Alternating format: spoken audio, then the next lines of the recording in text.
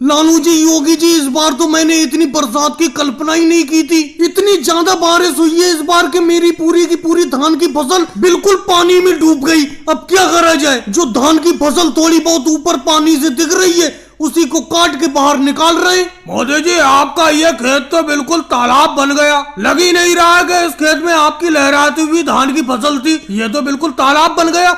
अब देखो, इस धान की फसल से थोड़ा थोड़ा अनाज ऊपर को दिख रहा है, वही लोग अपना लोग काट के बाहर निकाल रहे हैं। चलो जल्दी जल्दी निकालो। हम आपकी इतनी ज्यादा सहायता कर रहे हैं, कम से कम मजदूरी सही कर देना।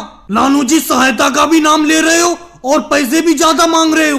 अरे मोदी जी, मुझे तो इस पानी के अंदर खड़े होकर धान की फसल काटने में बड़ा दिक्कत हो रही है। ऐसा लग रहा है इतने ज्यादा पानी में कहीं कोई मगरमच्छ या सांप ऊप ना आ जाए। वैसे मोदी जी, अगर इतनी ज्यादा बारिश नहीं होती तो आपकी इस बार की धान की फसल में बहुत अच्छी पैदावार होती।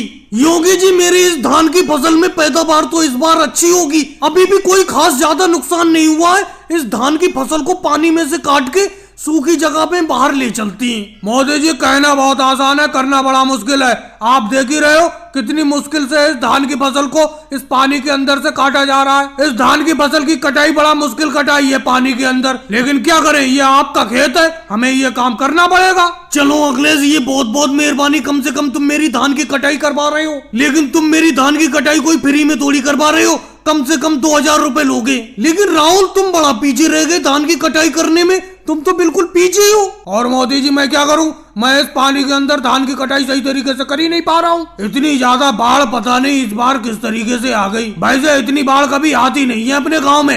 राहुल, क्या कह रहे हो? किस तरीके से बाढ़ आ गई?